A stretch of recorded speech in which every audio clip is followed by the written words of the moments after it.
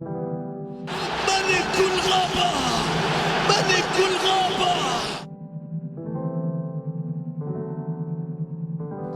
ليش كان هذا أسهل عقد مفاوضات سهلة ويسيرة وميسرة؟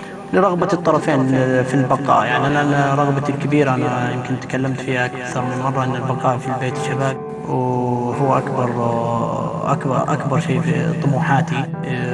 خاصة أن نادي الشباب يعني قدم لي شيء كبير، وهذا أعتز فيه. ابن البار، الابن البار ايضا خلينا نقول اصحاب الدور احمد عطيف من ثبت من عائله عطيف.